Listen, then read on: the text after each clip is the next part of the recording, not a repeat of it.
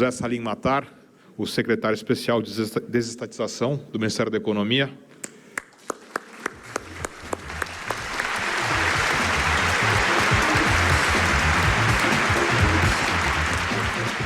Só uma menção especial, acho que todos nós devemos agradecer muito ao Salim, né? Não é todo mundo que tem o desprendimento de botar de lado uma carreira empresarial bem sucedida, a empresa no melhor momento da história, para se dedicar e retribuir ao país. Então, em nome de todos aqui, muito obrigado, Salim. E para moderar o painel, gostaria de convidar novamente o jornalista Augusto Nunes.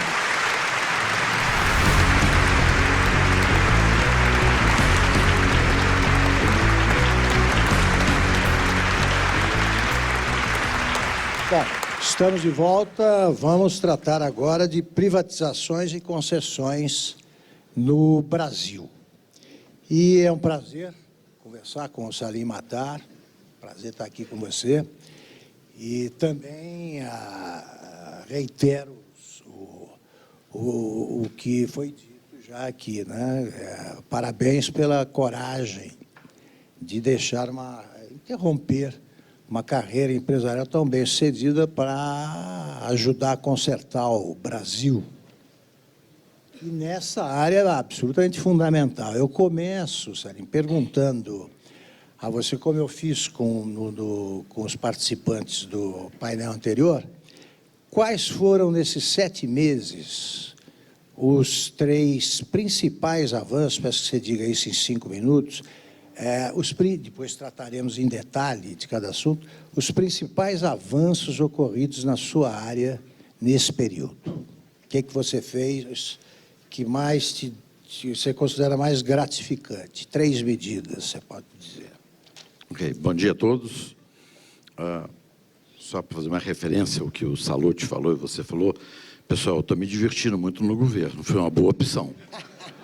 Eu até sugiro que vocês, em algum momento de suas vidas, façam uma avaliação em um certo momento da sua vida, fazer uma dedicação por um propósito, num gesto de cidadania, se dedicar ao governo.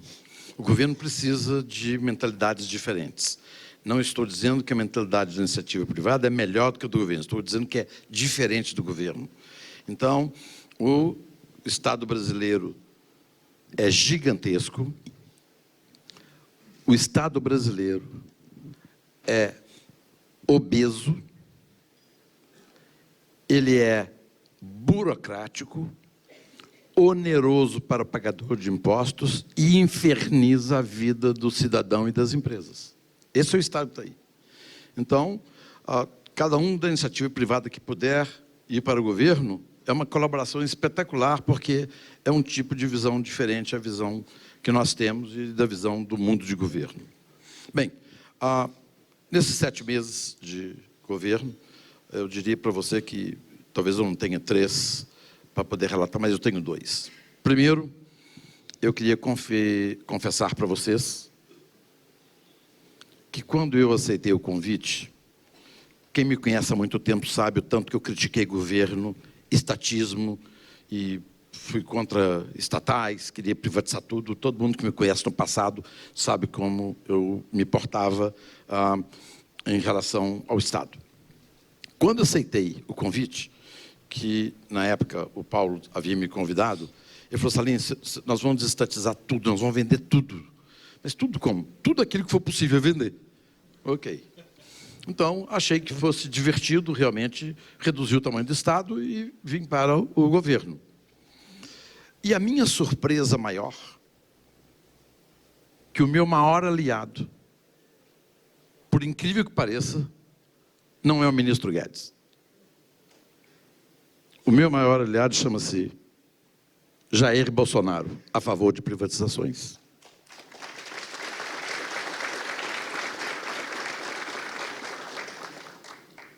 Então, o presidente, ele tem uma intuição forte em relação ao tamanho do Estado. Ele reconhece que houve muita corrupção no passado. E uma forma de acabar com a corrupção é vender estatal.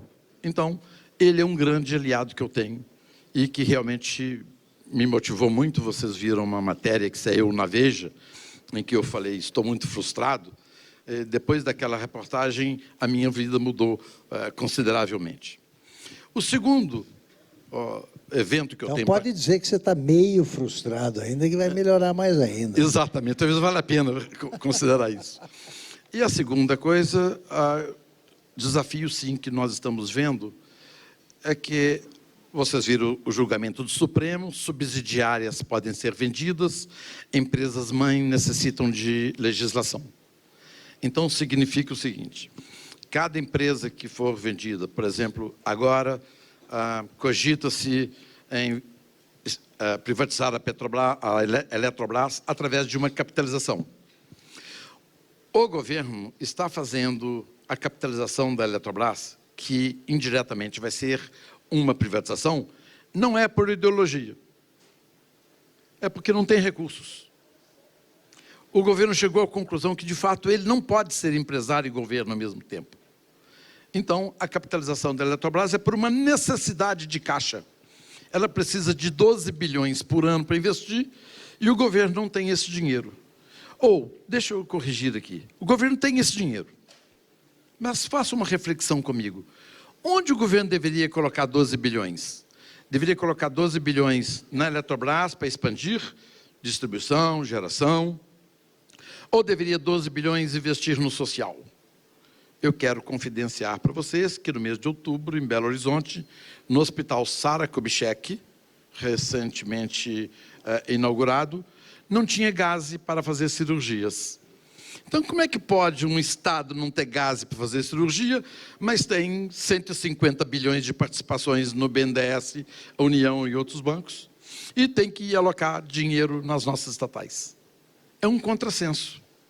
Então, eu acho que agora o presidente e o ministro Guedes estão conseguindo, lenta e gradualmente, fazer um convencimento da sociedade em relação à importância das privatizações.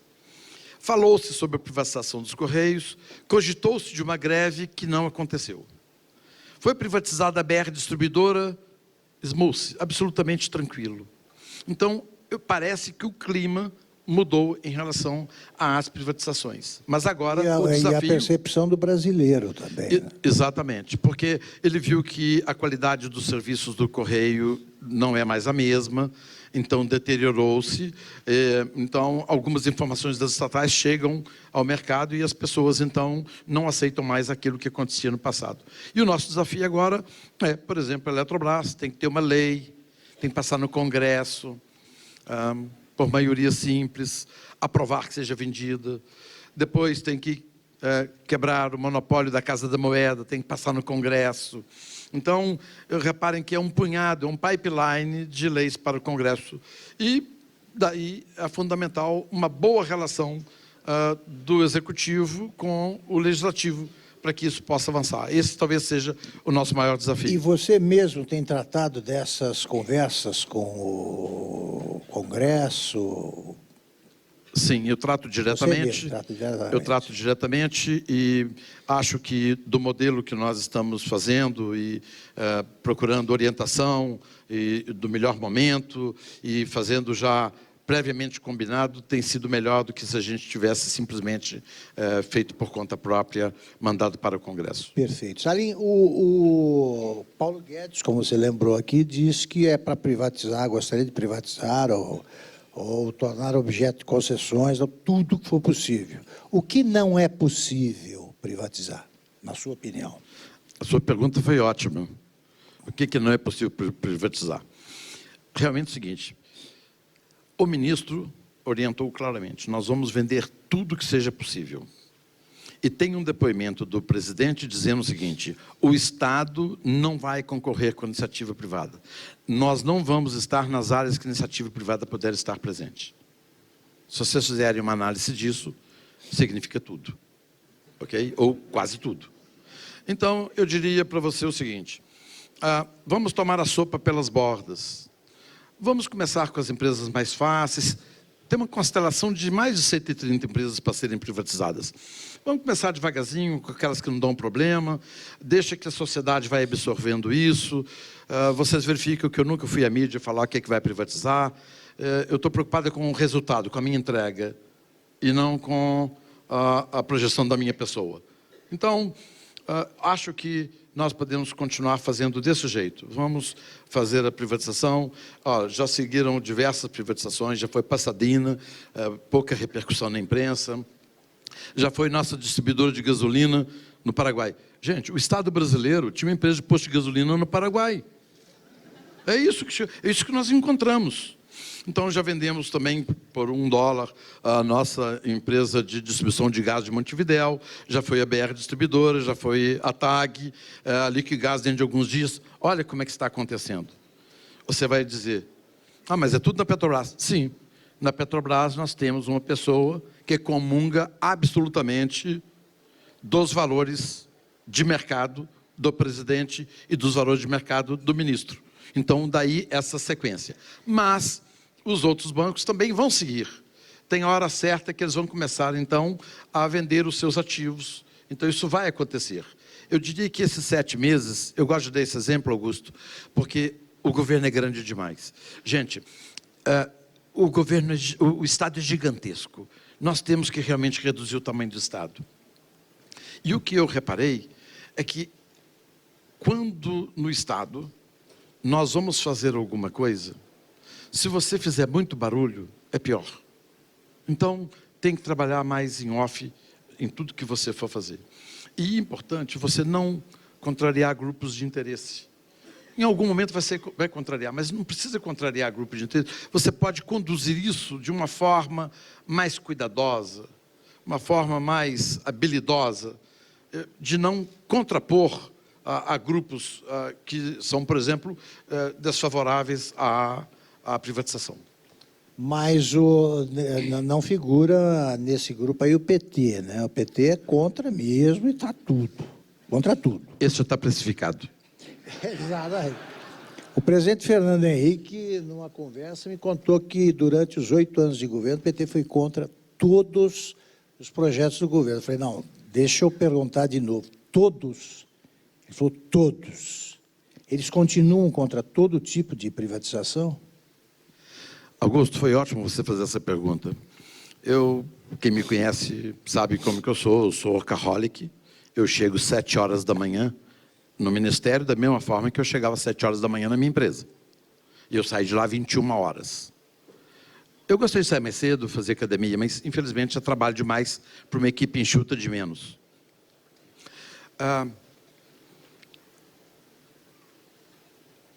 O PT tem suas convicções e nós temos que respeitar. Os liberais sabem conviver com pluralidade de ideias. Então, nós liberais respeitamos quem pensa diferente da gente. O mal do PT é que ele não respeita quem pensa diferente deles. Esse aqui é o grande problema. E eu queria confessar para vocês também o seguinte.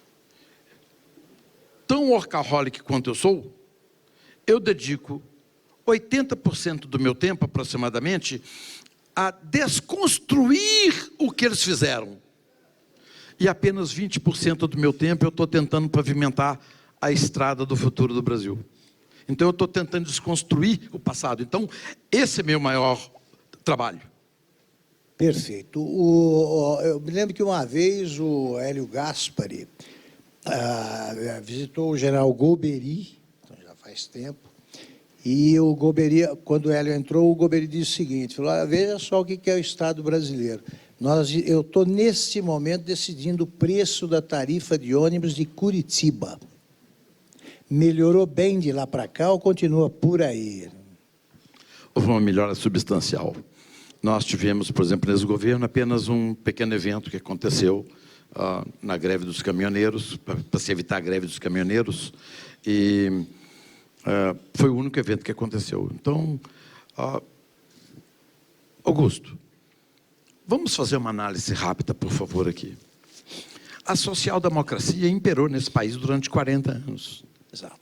Existe o establishment, que pensa que o Estado deve fazer tudo, ser responsável por tudo, que deve proteger o empresário nacional, que deve ter tarifa elevada.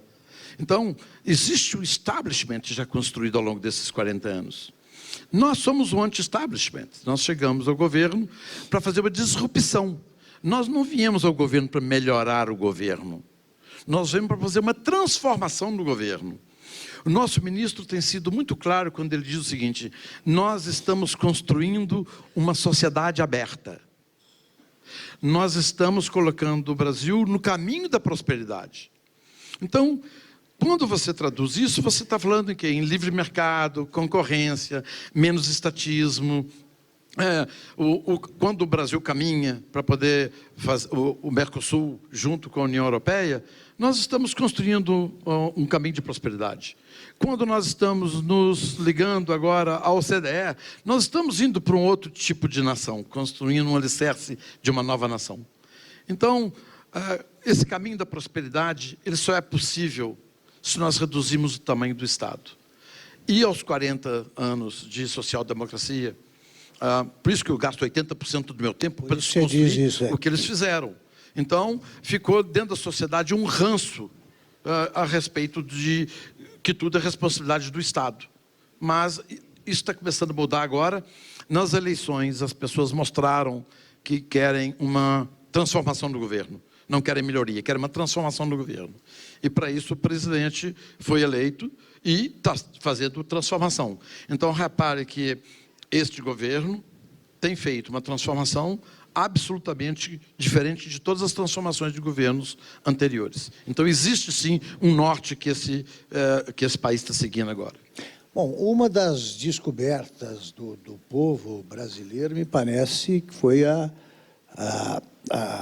descoberta segundo a qual o Brasil precisa de menos Brasília, né? E mais Brasil, ele precisa...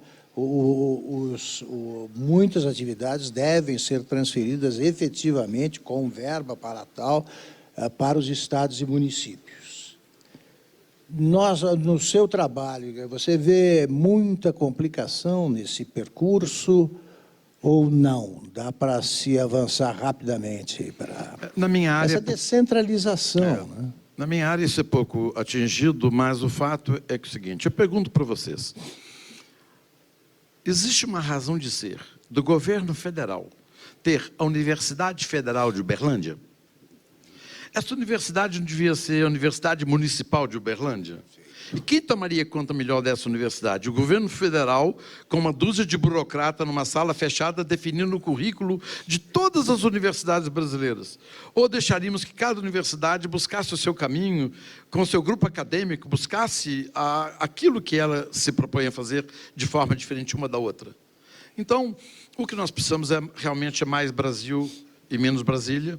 E quando vocês verem o gráfico de renda per capita 2018, não sei se vocês já tiveram a oportunidade de ver, é só entrar no Ministério da Economia e ver essa minha apresentação que eu faço. A renda per capita de Brasília é quase o dobro da de São Paulo. Ou seja, o estado que mais produz tem praticamente metade da renda de quem nada produz. Isso o que é? Esse é o legado da social-democracia. Desvirtuou-se a alocação de recursos do governo. Então, de repente, o custo da máquina é tão elevado que hoje não sobra nem dinheiro para investimento. Perfeito. Você disse que é uma informação importante, já havia sinais de que isso tinha acontecido, mas você foi bastante objetivo. O presidente Jair Bolsonaro mudou de postura em relação à questão das privatizações. Quando é que ele entendeu isso? Depois de eleito, durante a campanha? Todos nós só temos 3 certezas na vida, Augusto. Uma, a pior delas, que é triste, mas nós temos que aceitar. Um dia nós vamos morrer. É duro isso, mas nós vamos morrer um dia. O pessoal da Singularity fala, o bebê que nasce hoje vai viver 130 anos. Tudo bem, mas vai morrer. Então, essa é uma realidade da vida. A segunda, infelizmente, você vai pagar imposto. Não tem jeito. Você comprou uma água, um suco, uma gravata, qualquer coisa você paga imposto. Então, também, o imposto persegue o homem desde a antiguidade. É um problema sério. E a terceira coisa é o seguinte. Se nós não mudarmos, nós desapareceremos. Se nós não nos adaptarmos ao novo ambiente, nós desapareceremos. Muitos de nós mudamos ao longo da nossa vida diversas coisas. Eu tenho um amigo que nunca comeu cebola. De repente, um dia ele comeu cebola e se apaixonou e agora come cebola. Tem um primeiro momento. Eu quero dar esse exemplo bem simples para vocês, porque tem uma hora que faz um clique, tum, E eu acho que a influência do ministro Guedes com o presidente foi espetacular. Porque o ministro Guedes fala com essa clareza que vocês conhecem, com essa pureza, na palavra mais coloquial possível. E ele, então, nessa convivência de 2 anos, mais de 2 anos, com o presidente, ele, acho que influenciou o presidente a efetivamente ter uma orientação realmente de privatizações. Então, é sim a influência do presidente, do ministro. Mas, por outro lado, também é a receptividade, a cabeça aberta do presidente em receber esses insights. Sim, mudar de ideia é sinal de inteligência, né? Porque o Brasil confunde teimosia com coerência. O Prestes, por exemplo, eles falam, foi comunista desde de 1929, 1930 até morrer. Eu acho perigoso isso aí, né? Você não muda, o mundo muda e você continua igual. Quanto à morte, tem uma boa do Woody Allen. Numa entrevista, perguntaram, o que você acha? O que você pensa da morte? Ele falou, sou contra. Sou contra. Aí o cara falou, sim, mas você tem alguma ideia? Não, eu não penso nisso, sou contra, não quero saber. E tal. E quanto a impostos, dá para pagar menos ou não? A carga tributária bateu 42% do PIB. Eu sei que umas pessoas que estão precisando, não, essa lista é errada, foi 35%. Não, 35% mais o 7,01% do déficit. Então, são 42%. Então, nós temos uma carga tributária de França, de Suécia, mas tem uma contraprestação de serviço para o pagador de impostos de país subdesenvolvido, em alguns casos até de países africanos. Então, na realidade, a arrecadação de impostos é muito elevada no Brasil. E a reforma tributária prevista pelo governo, capitaneada pelo secretário Sintra, do Imposto Único sobre Transações, tem uma coisa interessante que nós vamos gostar de ouvir. Haverá uma lei dizendo o seguinte, a arrecadação de nossa arrecadação é 100. O Imposto Único vai ser de tanto. Se, por acaso, passar de 100, ele é regulado. Baixa ele um pouquinho. Continuou passando de 100, você vai reduzindo o imposto, ou seja, a garantia de que vai ter um teto de imposto. Isso, quando, gente, nós ouvimos isso no Brasil? Então, um governo liberal é um governo que cuida, olha mais para o cidadão. Então, nós temos muito cuidado na nossa reforma tributária para não aumentar a carga tributária e simplificar. Somente a Receita Federal tem 30 mil auditores. Salim, você repito, é empresário bem-sucedido, agora você está no coração, né, do Ministério da Economia, que lida com assuntos que você conhece muito bem. Você faz algum cálculo sobre quando é que nós teremos sinais mais fortes, mais evidentes de que começou a recuperação econômica, retomamos o crescimento econômico? Ótima pergunta, eu sabia que você ia perguntar isso. Em economia, as coisas não acontecem, às vezes, com tanta rapidez. E o que está acontecendo, só para vocês saberem, a minha secretaria, talvez agora no mês de outubro, já não tenhamos dinheiro mais nem para viagens. Esse é o governo que nós recebemos. Esse é o nosso legado. Não teremos dinheiro para passagem aérea. Então, foi feito um orçamento com um crescimento de 2,5%, não houve esse crescimento. Então, daí o contingenciamento que vocês viram, tentativa de greve por parte dos trabalhadores no Ministério da Educação. Mas tudo isso, nós estamos colhendo o que aconteceu. O rombo nas contas é tão grande que nós não vamos conseguir resolver isso em 1 mês, 2 meses, 6 meses. Vou dar 3 exemplos para vocês. Os fundos de pensão, a parte que toca a União, patrocinadora pagar, na Petrobras, na Banco do Brasil, Caixa, a parte que nós temos que pagar como patrocinador, são 67 bilhões o rombo. 67 bi. Isso, gente, é uma transferência de renda. O chofer de táxi, o pipoqueiro, a sua empregada doméstica, também nós estamos contribuindo para que esse fundo de pensão pague uma melhor pensão para essas empresas que são patrocinadoras. Então, isso é transferência de renda. 67 bi.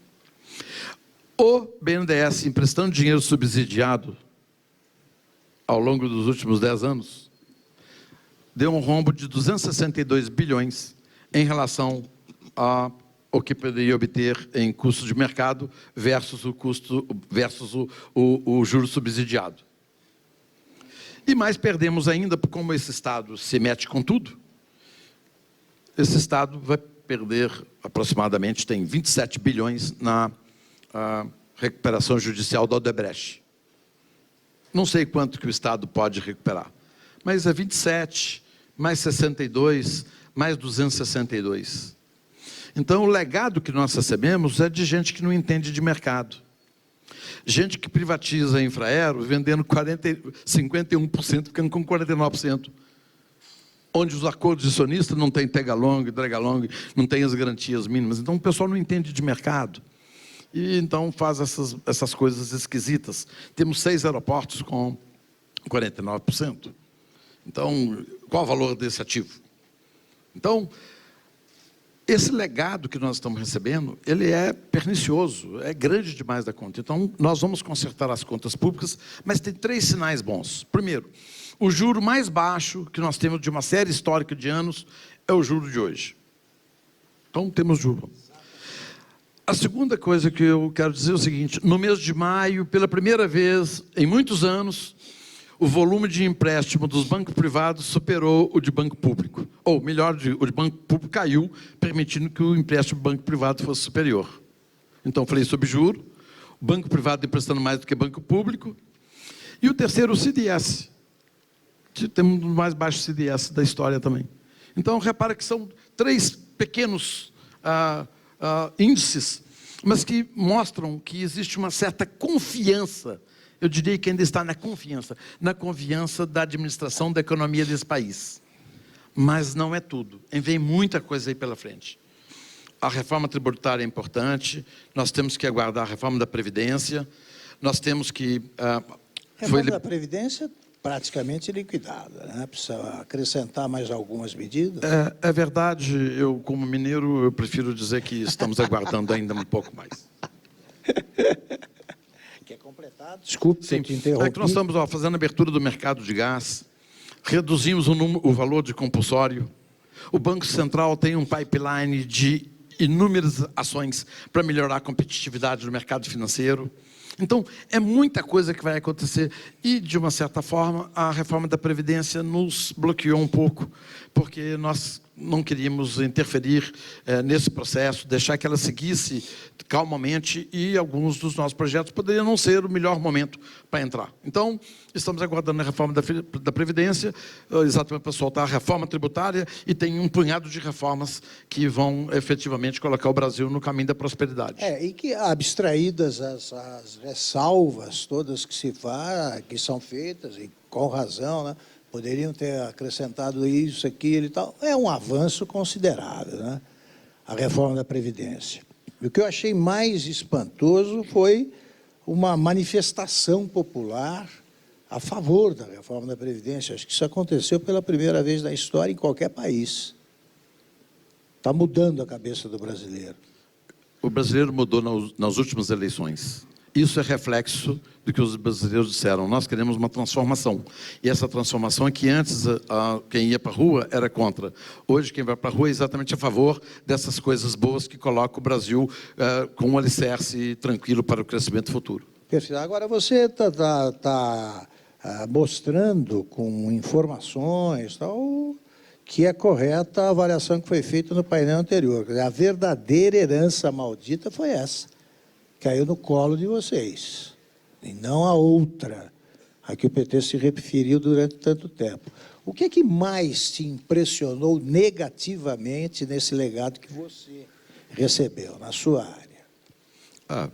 Primeiro eu percebi que o número de estatais que tinha sido reduzido no governo anterior do PSDB, aumentou em mais 30 e tantos estatais, fora as investidas. Então houve um aumento do número de estatais. O número de servidores públicos no último governo do PT, o governo do PSDB havia deixado 500 mil servidores públicos. O PT passou para 800 mil funcionários públicos. 800 mil. Sem que houvesse... Eu não sou contra o aumento de funcionário público, gente. Contra o aumento da quantidade. Se houver uma contraprestação de serviço melhor para a sociedade, ok. Mas houveram, não se detectou uma qualidade de serviço melhor. Só o Ministério da Educação admitiu, no período da Dilma, mais 100 mil pessoas. 100 mil! Então, o que nós temos aí é que, efetivamente, as instituições cresceram muito, o Estado se agigantou demais nesse período anterior. E a nós caberá uma tarefa dura, difícil, às vezes não compreensível por muitos, às vezes não compreensível por parte da sociedade, às vezes não compreensível pela mídia, de que, às vezes, nós vamos ter que fazer algumas atitudes que poderão ser um pouco mais dolorosas para reduzir o tamanho do Estado. Perfeito. Às vezes a mídia não quer compreender, né? Eu me lembro que você mencionou a queda de juros, eu até escrevi um texto curto dizendo o seguinte: se eu ainda estivesse dirigindo algum jornal, eu simplesmente diria, foi a maior queda de juros da história. É isso. Né? Ocorreu a maior queda de juros da história. A Folha, por exemplo, deu em manchete o seguinte: seguindo a tendência, Estados Unidos e Brasil baixam juros. É diferente, né? E só para contrariar, no dia seguinte, a China manteve os juros. Então, não é bem uma tendência. Agora, quando a imprensa quer, ela esconde mesmo. Você acha que isso está acontecendo em grau preocupante? Na sua área, por exemplo, não noticiam corretamente o que acontece? Eu não posso reclamar, porque, primeiro... Pode reclamar para mim, eu sou mineiro, particular. sou low profile, então... Fala só para mim, tá, como jornalista, que eu aceito. A minha área, eu não tenho nada a reclamar, está tudo espetacular, nós temos tido um apoio muito grande da mídia, e eu vou dizer para vocês, a mídia tem apoiado muito o Ministério da Economia. Justiça seja feita. A gente tem tido um apoio irrestrito da mídia no Ministério da Economia. O que eu acho que perturba um pouquinho é que eu acho que essa mídia, o cuidado que ela tem com o Ministério da Economia, ela não tem esse cuidado com o presidente da República. Então, o que acontece é que tem duas mídias. Uma mídia que é autêntica, com o Ministério da Economia, e uma mídia que é ideologizada, sentimental, emocional, quando se trata do presidente. Não estou fazendo defesa, estou dizendo o que eu percebo. Agora, nós temos uma mídia espetacular, nós temos uma imprensa responsável, nós temos excelentes veículos, e nem todos são iguais. Porque quando a gente fala assim, a gente generaliza. Mas tem veículos espetaculares que, ao longo desse tempo, têm sido capazes de poder retratar em suas informações o que de fato está acontecendo no governo, sem desviar daquilo que eles tinham que fazer. Quando um dia eu falei com uma jornalista, olha, estou fazendo uma entrevista com você, e antes de eu perguntar, ela falou assim, não será uma entrevista interpretativa, eu vou fazer o artigo do que você falar. Eu falei, vamos ter uma entrevista sempre. Então, eu tenho muito medo quando a imprensa é interpretativa. Tá. Ele pode interpretar, mas não é isso que eu queria interpretar, minha interpretação é outra. Então, pode deixar a gente em xeque em certas situações. Perfeito. Uma pergunta que veio dos nossos parceiros de conversa. Qual é a probabilidade de a Petrobras ser privatizada? Augusto, nesse momento nós estamos trabalhando em cima das empresas deficitárias. Pessoal, só para vocês terem noção de número, como é que se jogou dinheiro fora e o que é o legado que nós recebemos. Custou 160 bilhões de reais às estatais dependentes do Tesouro nos últimos 10 anos. Com 160 bilhões de reais não teria nenhum brasileiro sem teto. Teríamos casa para todos os brasileiros. Mas a opção, governar, é gerenciar a alocação de recursos. Escolher. Os governos anteriores preferiram estatais deficitárias, manter estatais deficitárias. Tem uma no Rio Grande do Sul, que chama Ceitec, ela nem produz. Ela compra na Ásia, importante vocês saberem disso. Me desculpa, até uma coisa tão pequena, mas tenho que dizer para vocês a que ponto que chegou os governos anteriores à social-democracia, o legado. É o detalhe que grita. Claro. Essa empresa em Porto Alegre chama-se Ceitec, ela compra o chip na Ásia, ela é incapaz de produzir um chip, ela encapsula e vende no mercado para poder colocar na orelha do boi, o fazendeiro contar no pasto quantos bois tem. Uma estatal. E agora, vamos ver o resultado dela. Ok. O governo alocou para ela, no ano de 2018, 86 milhões de reais. Imagina o que dá para comprar com 86 milhões de reais, computadores para as crianças de periferia, melhoria da merenda escolar, equipamentos por quartos do SUS. Imagina o que pode fazer com 86 milhões. Então, o governo alocou para ela 86 milhões. E ela teve uma receita de 3. Então, deu um prejuízo de 83. Isso que nós encontramos. Ótimo exemplo. Bom, outra pergunta que vem da plateia. Fazer as coisas, é uma pergunta seguida de um apelo. Fazer as coisas sem muito barulho é melhor, como você disse. Vocês costumam lembrar o nosso presidente disso? Por favor, façam isso.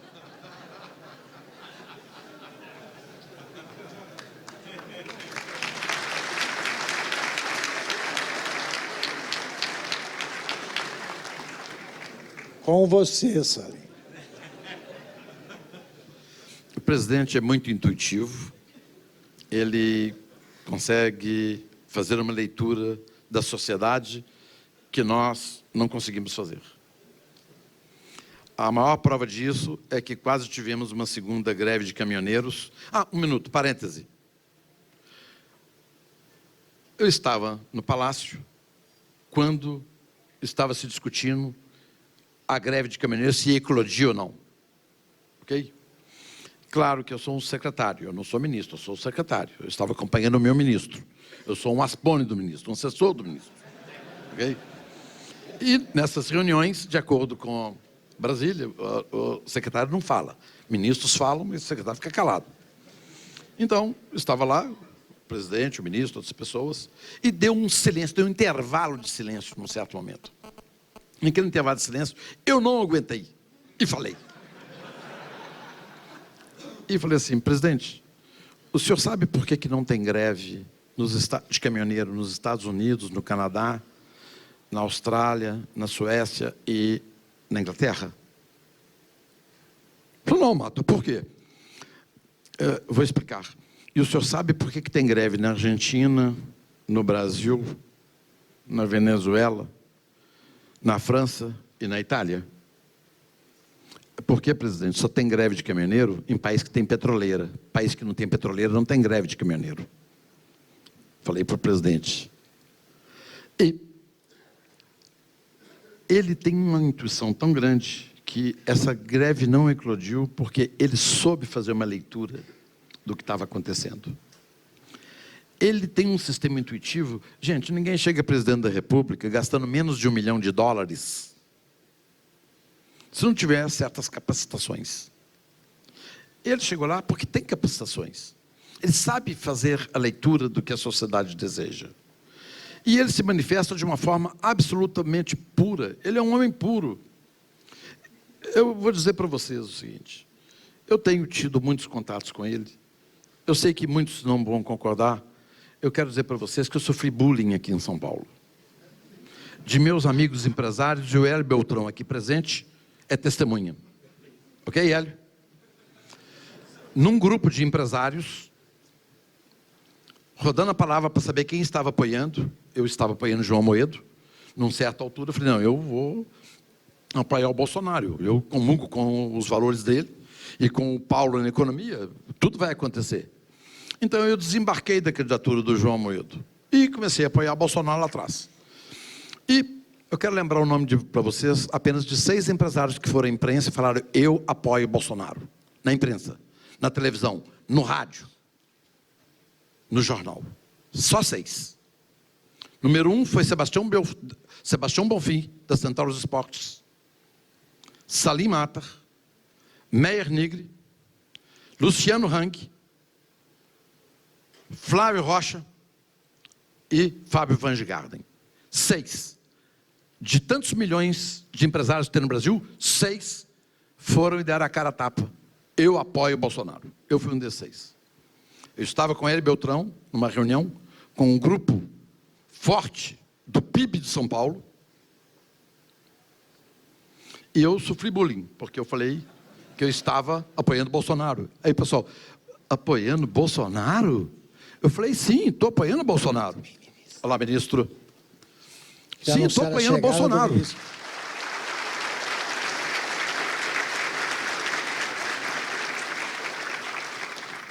O que eu quero dizer para vocês é que existe establishment, também no meio empresarial.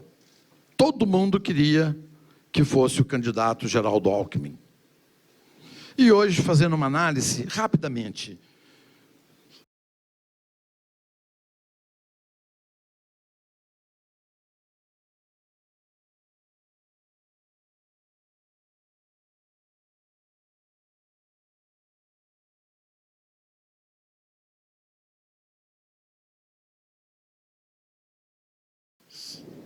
se fosse Bolsonaro, tem um ministério escolhido a dedo por técnicos. Está aqui um exemplo de um técnico para o Ministério da Infraestrutura, fazendo um trabalho espetacular. Ministério técnico do presidente. Se fosse o outro candidato eleito, como é que seria o nosso ministério? Bem, dois ministérios para o PP, um para o PR, dois para o PMDB, três para o PSDB, e assim sucessivamente. E eu sofri bullying, o Hélio Beltrán testemunha. Então, para mostrar também que existe também o establishment no meio empresarial. Então, naquele momento, poucos de nós acreditamos, e imaginem se não tivesse tido a vitória do nosso presidente, onde nós estaríamos hoje. Eu fico vendo classe empresarial e imprensa criticando, por um minutinho só, e se não tivesse aqui, onde é que nós estaríamos hoje? Se fosse a esquerda continuando no poder. Então, eu acho que falta um pouco de reflexão nossa, um pouco de bom senso, um pouco de cuidado na crítica, porque, às vezes, é mais importante para mim, como cidadão, saber para onde o Brasil está indo, qual o caminho que nós estamos seguindo, do que pequenos detalhes de uma fala aqui, uma fala lá. Eu não estou preocupado com esses detalhes. Estou preocupado com qual o rumo que o Brasil está indo. Qual a possibilidade, o que nós estamos fazendo em saneamento para poder reduzir 6 mil mortes por ano de crianças que morrem por falta de saneamento. Isso para mim é importante. Agora, se alguém falou A ou B, se tuitou alguma coisa, para mim, me desculpem, isso para mim não é importante. Eu quero saber de resultado. E eu acho que esse governo está apresentando resultados.